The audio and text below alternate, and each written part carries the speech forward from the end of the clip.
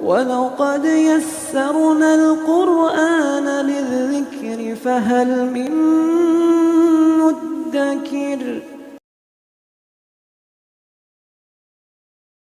السلام علیکم ورحمۃ اللہ وبرکاتہ۔ الحمدللہ کفا وسلام علی عبادہ الذین اصطفیٰ، اما بعد۔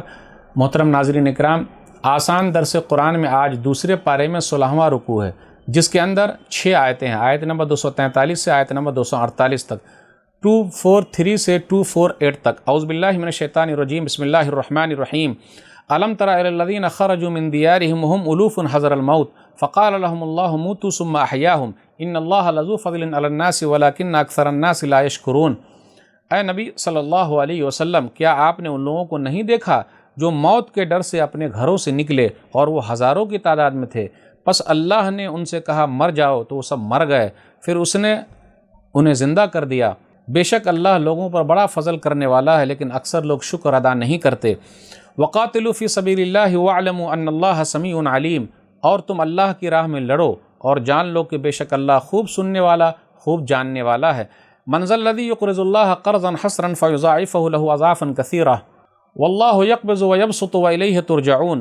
کون ہے جو اللہ کو قرض حسنہ دے، پھر اللہ اس مال کو اس کے لیے کئی گنا بڑھا دے۔ اللہ ہی کسی کے لیے روزی کو کھول دیتا ہے اور کسی کے لیے تنگ کر دیتا ہے، اور تم سب اسی کی طرف لوٹائے جاؤ گے۔ الم تر الی الملأ من بنی اسرائیل من بعد موسیٰ اذ قالوا لنبی لہ ابعث لنا ملکا نقاتل فی سبیل اللہ قال هل عصیتم ان کتب علیکم القتال الا تقاتلوا قالوا وما لنا الا نقاتل فی سبیل اللہ وقد اخرجنا من دیارنا وابنائنا فلما کتب علیہم القتال تولوا الا قلیلا منہ واللہ علیم بالظالمین۔ کیا آپ نے موسیٰ کے بعد بنی اسرائیل کی ایک جماعت کو نہیں دیکھا جب انہوں نے اپنے نبی سے کہا آپ ہمارے لیے ایک بادشاہ مقرر کر دیں تاکہ ہم اللہ کی راہ میں لڑیں؟ اس نے کہا ممکن ہے کہ اگر تم پر لڑنا فرض کر دیا جائے تو تم نہ لڑو۔ انہوں نے کہا آخر ہمیں کیا ہے کہ ہم اللہ کی راہ میں نہ لڑیں، جبکہ ہمیں اپنے گھروں اور اپنے بیٹوں سے نکال دیا گیا ہے۔ لیکن جب ان پر لڑنا یعنی جہاد فرض کیا گیا تو ان میں سے چند لوگوں کے سوا سب پھر گئے، اور اللہ ظالموں کو خوب جانتا ہے۔ وقال لهم نبيهم ان الله قد بعث لكم طالوت ملكا قالوا انا يكون له الملك علينا ونحن احق بالملك منه ولم يؤت سعة من المال قال ان الله اصطفاه عليكم وزاده بسطة في العلم والجسم والله يؤتي ملكه من يشاء والله واسع عليم۔ اور ان کے نبی نے ان سے کہا بے شک اللہ نے تمہارے لیے طالوت کو بادشاہ مقرر کیا ہے۔ انہوں نے کہا ہم پر اس کی بادشاہی کیوں کر ہو سکتی ہے، جبکہ اس سے زیادہ بادشاہی کے حقدار تو ہم ہی ہیں، اور نہ ہی اسے مالی وسعت دی گئی ہے۔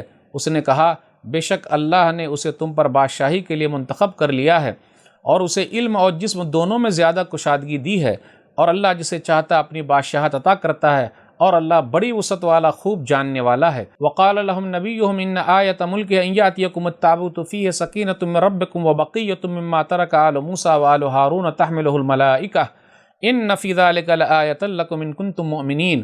اور ان کے نبی نے ان سے کہا بے شک اس کی بادشاہت کی نشانی یہ ہے کہ تمہارے پاس ایک صندوق آئے گا جس میں تمہارے رب کی طرف سے سامان تسکین اور باقی اشیاء ہوں گی جو آل موسیٰ اور آل ہارون چھوڑ گئے تھے، اسے فرشتے اٹھا کر لائیں گے۔ بے شک اس میں تمہارے لیے بہت بڑی نشانی ہے اگر تم مومن ہو۔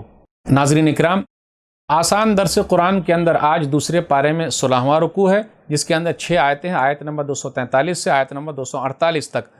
آیت نمبر 243 پر غور کیجئے، اس کے اندر آیا وَهُمْ أُلُوفٌ حَذَرَ الْمَوْتِ، وہ لوگ ہزار تھے، موت کے ڈر سے بھاگے، لیکن اللہ تعالیٰ نے ان لوگوں کو موت دے دی اور دوبارہ اللہ تعالیٰ نے زندہ کر دیا۔ سورہ بقرہ کے اندر یہ تیسرا واقعہ ہے۔ اس سے پہلے ہم سن چکے ہیں کہ موسیٰ علیہ السلام کے ساتھ 70 لوگ کوہ طور پر گئے، اللہ نے موت دے دی، دوبارہ زندہ کر دیا۔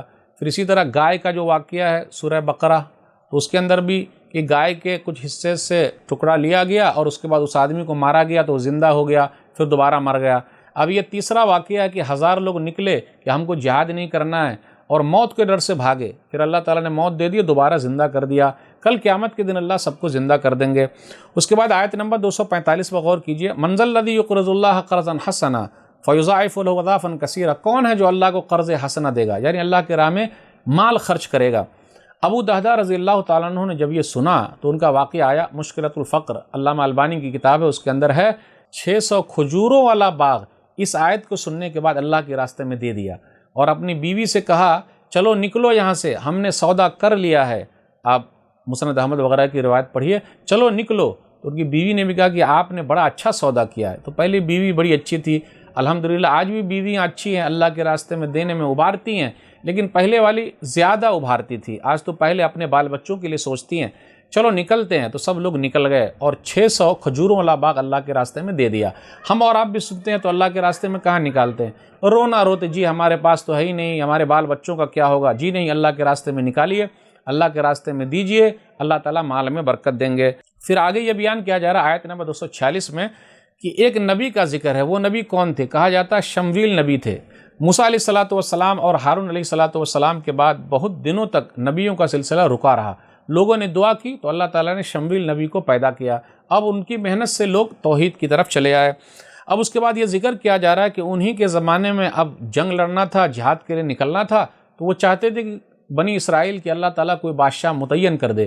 تو اللہ تعالیٰ نے طالوت کو بادشاہ بنایا، اور طالوت غریب خاندان سے تھے، امیر نہیں تھے، اور یہ بنی اسرائیل میں سے نہیں تھے، الگ خاندان سے تھے۔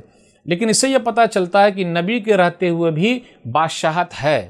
شمویل نبی موجود تھے، اس کے باوجود طالوت کو بادشاہ بنایا۔ تو اللہ کے نزدیک خلافت بھی صحیح ہے اور اللہ کے نزدیک بادشاہت بھی صحیح ہے۔ اس لیے جو لوگ آج بادشاہت پر اعتراض کرتے ہیں ان کا اعتراض کرنا صحیح نہیں ہے۔ جیسا کہ سعودی عرب کے اندر بادشاہت ہے، جو لوگ اعتراض کر رہے ہیں قرآن کریم کی اس آیت کے خلاف جا رہے ہیں۔ تو اللہ کے نزدیک خلافت بھی ہے، اللہ کے نزدیک بادشاہت بھی ہے۔ نبی کے رہتے ہوئے الگ ایک آدمی کو بادشاہ بنایا گیا، اور ان کو جو بادشاہ بنایا گیا تھا تو وہ طاقتور بھی تھے اور علم میں بھی تھے۔ تو پتہ یہ چلا بادشاہ وہ بنے جن کے پاس طاقت ہو، وہ بنے جن کے پاس علم ہو، جانکاری ہو۔ اور ان کی ایک نشانی یہ بھی تھی کہ طالوت کو بادشاہ کیوں بنایا گیا۔